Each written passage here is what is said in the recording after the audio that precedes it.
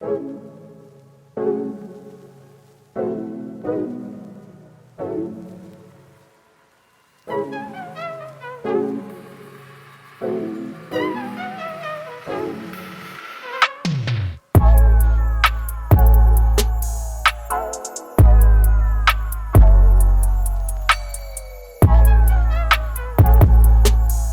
is good, everyone? How are we doing today? Ugh, that adrenaline of rap music. Hello, how are you guys doing? Like I said, currently in my closet, trying to, do something new with the sound, because I normally record in my bedroom, and I feel like everyone can hear me, so I moved in here. Of course, it's like right next to the bathroom, so if anyone goes to the bathroom, I have to cut that out. But yeah, welcome to In Progress. This is a podcast where we cover media, fashion, design, and the overall culture. So recently I've been watching a bunch of design shows. In the last episode of Rough Draft, I talked about this one YouTube series that Complex does, Complex Media. They have where they talk about like industry leaders and industry, I guess you could say like icons. So they have one on the woman who created the Shade Room, that Instagram tea talking blog, if you will. They have one where they talk to Bobby Hundreds, who is a legend in the streetwear game. They also talk about this woman named Mary H. Coy, who's an esteemed author. So that is a really cool show that I was watching like last week. And so what I also discovered through quarantine is this other show on Netflix called Art and Abstract Design, or something like that. Wait, let me see. Abstract, the Art of Design. And so this is a really cool show. I'll give you the summary here. It's an in-depth look into computer design, modern contemporary design with some of the world's most highly regarded designers. So I wanted to talk a little bit about this show because I think just overall the production value and the way they edit and the way they present it and market it, it's very modern. It's very like clean and to the point. Each episode they have their own intro. So one of them, which is one of my favorites, I haven't seen all of them, keep in mind, but I've seen most of them. But one of my favorites is the one on typography, which kind of sounds boring, but it's so interesting because like fonts are a bigger deal than we make them out to be, or they just don't get enough credit where credit is due. Fonts like ones that are used in political campaigns, fonts that are used for every logo that we see. They're a big deal, and the people who make those fonts, it's not just drawing letters A to Z, numbers 1 to 9, and so forth.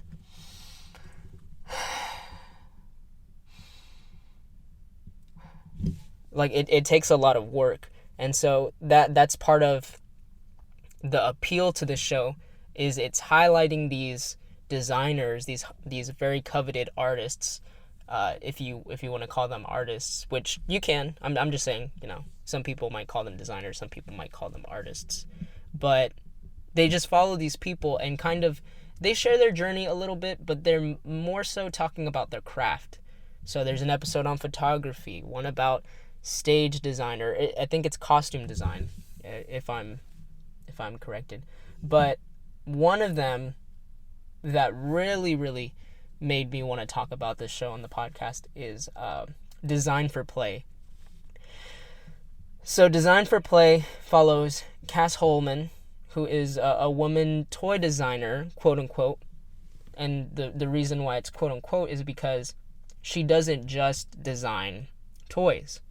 She did start off creating this one like magnetic toy called Gino. Correct me if I'm wrong, but basically it's kind of resembling bone marrow, and basically her whole inspiration behind that is that kids deserve better toys, and by better toys she means sort of like ones that can appeal to all kids, and treating kids like as people, that they don't need, if you're a boy, you don't need a blue toy. If you're a girl, you don't need a dolly and a pink toy. And so that's sort of why she creates those toys that spark they spark more of like a building aspect rather than a goal. And in the episode, she talks about her and, other people that they interview. They talk about like how the game works, how the industry of toys works. And it's like, it's either to occupy children, or it's like disregarded as something that shouldn't be taken seriously. And it's like, guys, come on, these kids may not articulate well, but they know what they want. And what they want to do is they want to have more agency in the playground. And what I thought was really interesting and kind of a good point is like, when you go to a playground, a traditional American playground, what do you have? You can imagine any type of playground having a slide, or monkey bars, or something like some other third thing, right? I know you're supposed to talk in threes, but I can't remember a third thing. So yeah, you can imagine what a playground looks like, right? And her thing is that is kind of counterintuitive for kids, because if you let a kid like go play outside, their play is like, they're not just gonna sit around their board unless they really hate being outside. They're gonna go make up a game. They're gonna play tag. They might play hide and seek behind the trees. They might just go walk around in the like the woods or something. They'll create a game. And basically that there's not enough of that in the toy industry, that kids can't pick up a toy and have their idea of fun. They have to have the toy's idea of fun, if that makes sense. Because it's like, what does a Tickle Me Elmo do? Like, that's the one thing I can think about. It's just to amuse children. Like, oh, hi, I'm Elmo, tickle me. Wow. Do not take that clip out of context. But yeah, so most toys like have a goal that they want kids to really focus on, right? It might be learning, and then it gets labeled as an educational toy. It might be a video game, and it's just to be fun, right? But at least for a video game, you can have a sandbox video game.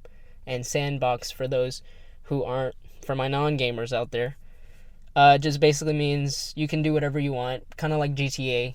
But of course, kids, depending on who you ask, shouldn't really be playing GTA, right?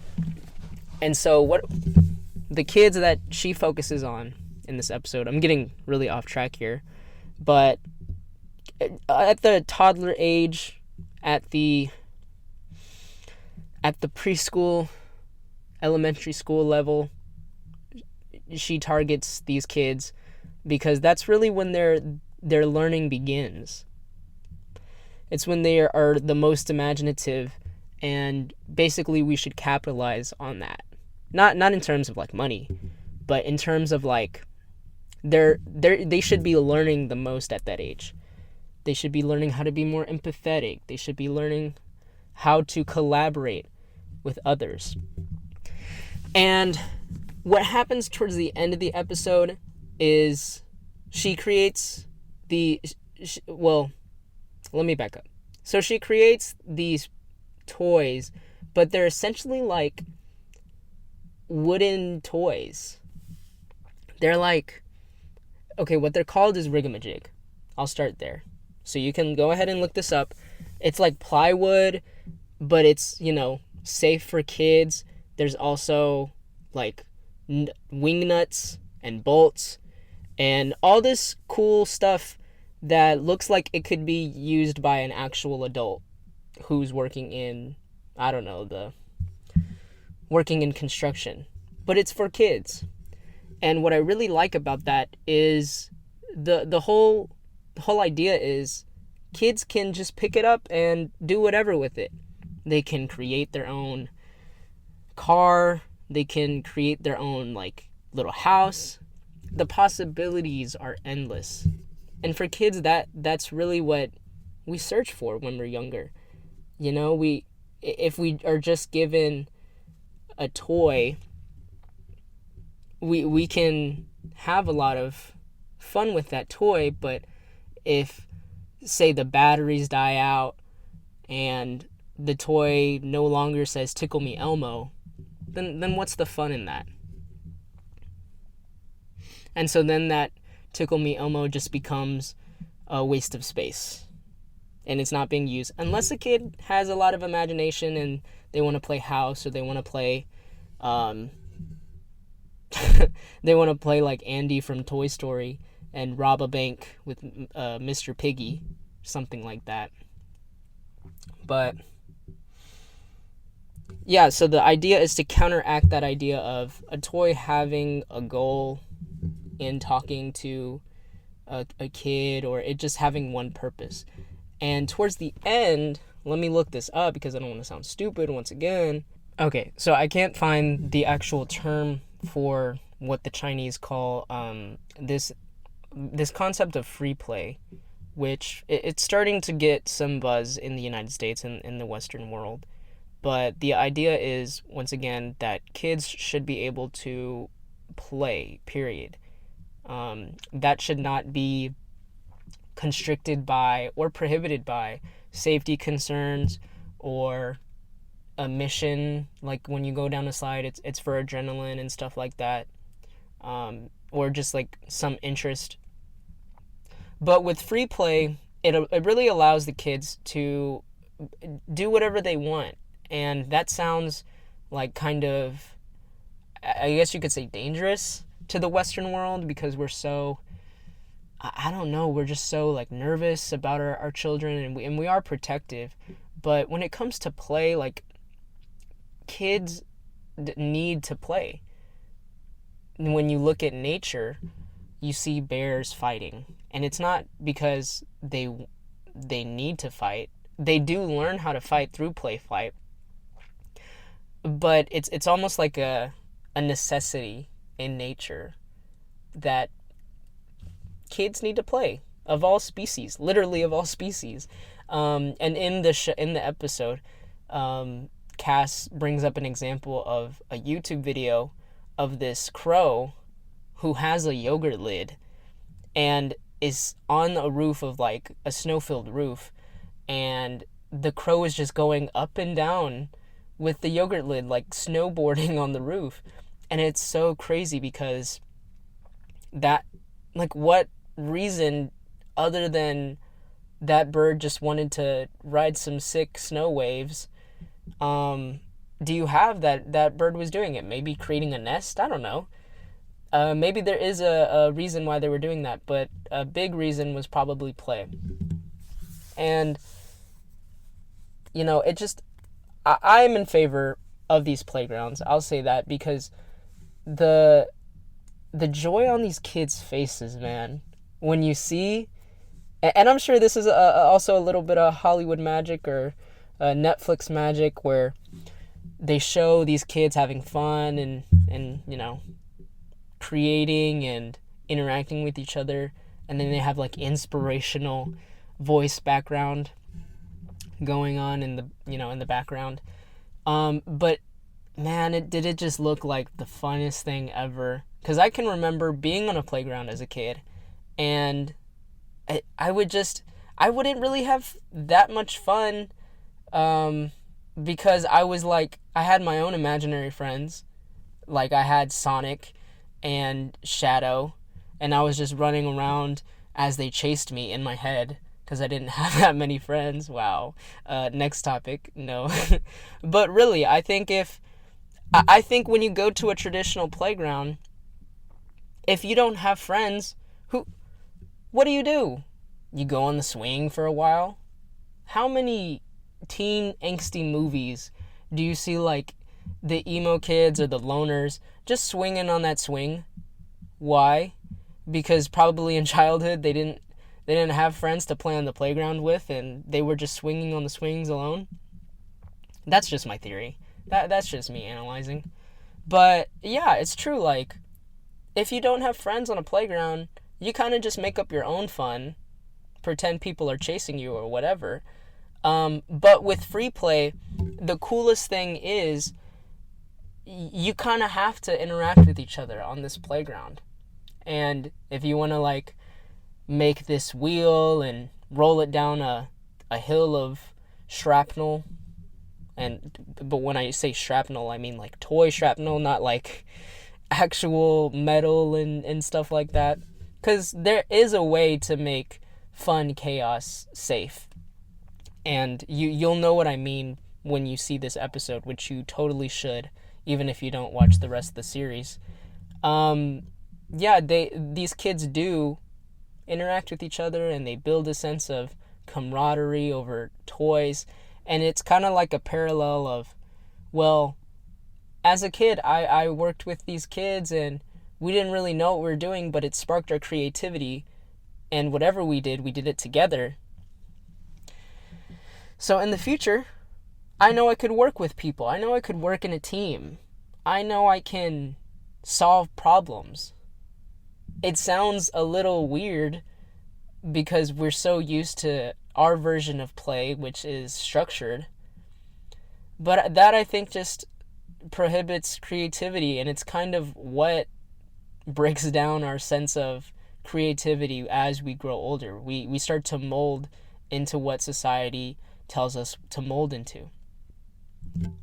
Also, in this episode, what I love about this show is each episode, of course, they go into details about a certain design, I guess you could say a design sub-industry or whatever, like photography or typography or modeling, whatever, is they interview these designers and they talk about what inspired them. And most of the time it is like other interior designers, and it's other people in, like, other peers. They're other, They're other contemporaries.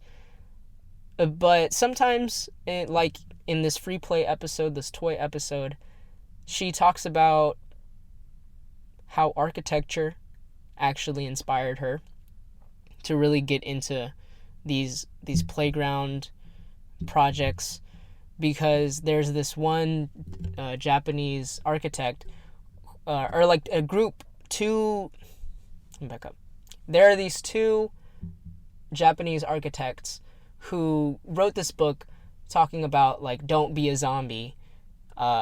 Boring design leads to death. Like, death should be illegal. Something like that. Something hardcore like that.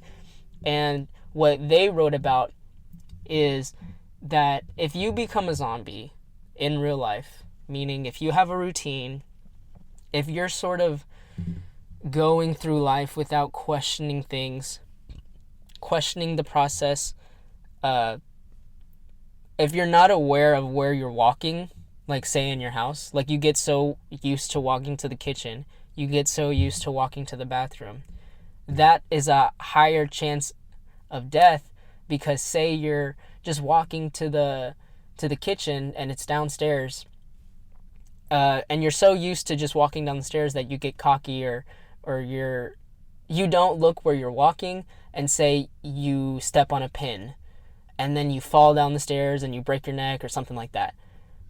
That's a really extreme example, but I'm pretty sure that's the idea, where if you're just going on in life and you're not paying attention to your surroundings, of course something might happen. I just think that makes sense logically. Go watch the episode and you'll know what I'm talking about, because I sound crazy right now. But yeah, they talk about inspiration from all over, and not just their skill set, which I think is really cool. So I could not recommend this show enough. I know I spent most of the time talking about like the toy design, but that's just because it was a really good episode. And not only that, but Cass is a great person, it seems like, and she had a rough childhood and a rough like coming up. And I think that's one of the more dynamic episodes, because they kind of shift from what she does and what she wants to do to her upbringing, to some of the challenges she had to overcome, plus everything that I just talked about. So this one is really packed with a lot of good stories, a lot of good storytelling, and a lot of, man, just watch it, man. It's so good. If it's not good, then feel free to yell at me on the comments of this Instagram post or whatever. But I highly recommend it. Anyways, I'm going to take a quick little break, but stay tuned. We will be back.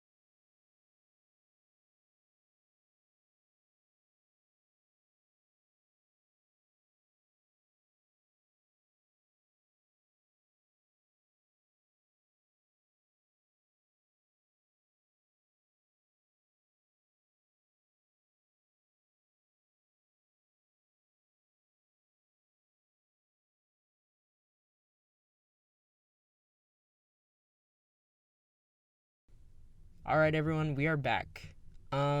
Just to wrap things off, I know I talked a lot about the episode about the free play and abstractive art, but really I just want to touch on a couple of things before we end off this episode, because I lost the original audio file of the second part of this episode, and boy, oh boy, did it take a while. So I'll keep the ending short here. I just wanted to talk about kind of the struggles that artists go through when it comes to creating their craft. We hear a lot about the struggling artist in an economic sense, but I don't think the struggle in terms of the creative process is talked about a lot in the mainstream.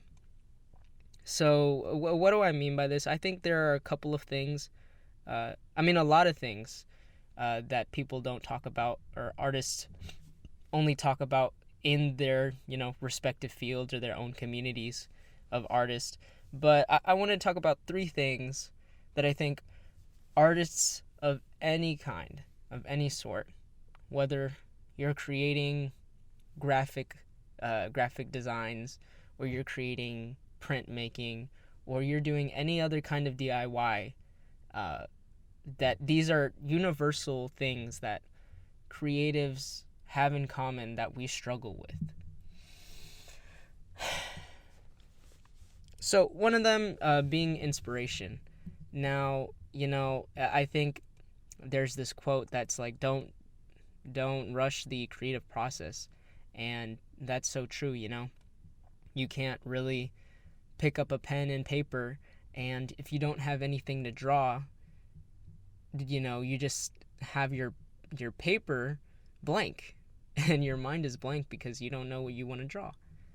I think as a kid, I would see something, and I would have that innate, natural need to draw that thing. Like, for instance, my aunt, when she used to babysit me, she had an M&M's clock, and like the red M&M was dangling the yellow M&M over the over the clock, and I would just think to myself, man, I just want to draw that. And all I did when, I would go to her house is just draw things. So I think we need to have a natural inspiration. It can't be forced. You can't rush the process, so to speak. And I think that kind of challenges us as artists.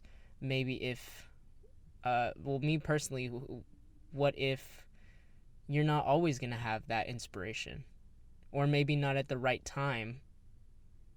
Say you do a commission, where does that inspiration come from? And I think it comes from a lot of things. It just depends on you as a person, where you gather that inspiration. So it really is dependent on the person and the artist. I feel like artists, we are going against the grain type of people, and no matter what, we'll find an inspiration. We'll find a place to sort of go against the grain, whether that is just drawing, whether that is just making Etsy necklaces or something like that. You'll find a way to go against what everyone else is doing and really find your own style, really find your own craft, and refine it. Next thing is patience. Now, I struggle a lot with patience. I'm a fire sign, so if you know zodiac signs, you know what I mean. So patience, it kind of goes hand in hand with the inspiration. You can't just wake up one day, have an idea, and then go to work. You kind of have to find your own process when it comes to creating things. Does it have to be in the morning for you to create? Are you more productive at night?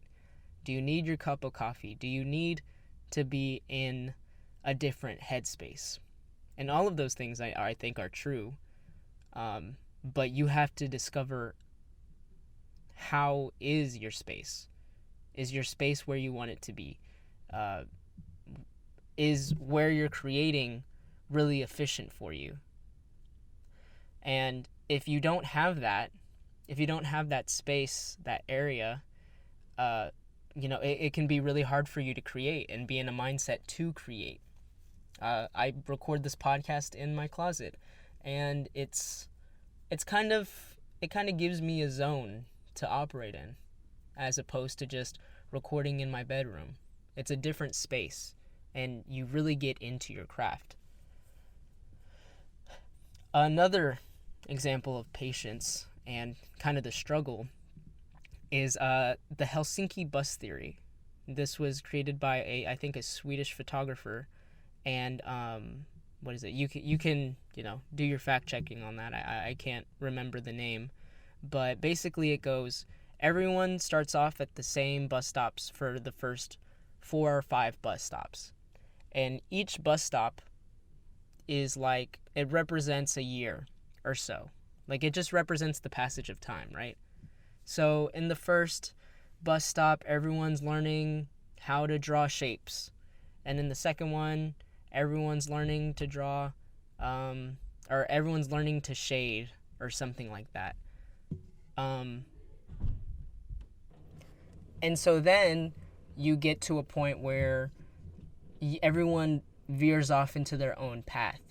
But say you make it to the 4th or 5th bus stop and you're drawing, right? So that means you put in, 4 or 5 years of work, and you're not seeing it pan out the way that you want illustration to go. Say, like, you haven't found your style yet, and your work has just been a deviation of a lot of people's, like a lot of established artists' work, and you're unhappy with it. And so you just think to yourself, well, I've been at this for 4 years and I still haven't seen a difference. Then I should try something else. I'm going to try filmmaking. And so you go from bus stop 4 to bus stop 1 of filmmaking.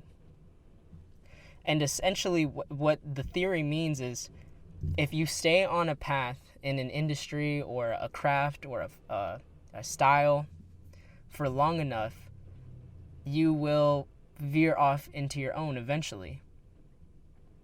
And it's also a testament to staying on the right path, that consistency. So if you're consistent enough and you keep improving and you trust in yourself that you will find your style, the longer you do it, sooner or later you're gonna find your style. And that kind of goes into the last sort of struggle that I feel like a lot of artists go through, which is believing in yourself. I'm not gonna get all after school special on everyone, but it's all about trusting in your ability to create something that people want, and trusting that whatever your style is, someone out there is gonna want it. This goes hand in hand, like I said, with the other two, because it does take patience to find your style, and maybe up until this point you might be looking at your work and being very hypercritical and saying, okay, well, this is just a knockoff of XYZ brand or XYZ artist, and you don't feel like you have something to offer. But I can assure you that the more you do something, the more experience you have, people are going to look to you as an inspiration. When you look at established artists in all fields, music, graffiti, because there are esteemed graffiti artists out there, they didn't just start yesterday. They have been in the game for the longest. And it's not because they've been in so long that they're valuable. It's because they stuck with it. And throughout all those years, they've continued to challenge themselves. And after challenging themselves for so long, they know what's up. You know what I mean? We've talked about several icons in different industries in the first Rough Draft episode, like Michael Jordan, Virgil Abloh. And they didn't just start in streetwear, they didn't just start in fashion yesterday. They've been in the game. So when it comes to believing in yourself, you just have to keep at it. And, if you're struggling right now with finding your style, figuring out what you want to do as a creative, your direction, just know that it takes time. Me, with this podcast, it takes time. It's something that I struggle with as well, patience and inspiring others, and how do I find that inspiration myself. But artists are here for a reason. You have to remember that you are here for a reason, and follow your purpose. And if you're creating what you want to create at the end of the day, then the right work is going to come to you, and the right mindset is going to give you the right work. So I hope I resonated with artists out there, with creatives out there. I feel like these are universal values, that even if you're not a creative, even if you just are, an accountant or something like that, even if you're a consultant, you can resonate with these values that, no, I'm not where I want to be right now, but I have peers that I can look up to and ask for help. I am going to stick with this because it's my passion, and sooner or later, I'm going to get the hang of it. Fake it till you make it doesn't mean fake confidence. It's about believing that you belong. So artists out there who feel the pain of not feeling like they belong, I feel like that's a commonality in artists, actually. It's just feeling like they don't belong and having that attitude of going against the grain. So this one's to all you artists out there, all you creatives. Keep on rocking, keep on doing what you're doing, stay on the path, and you got this, baby. Thank you for listening to Rough Draft Episode 2. Stay tuned next week for more episodes, and I'll see you later. Bye-bye.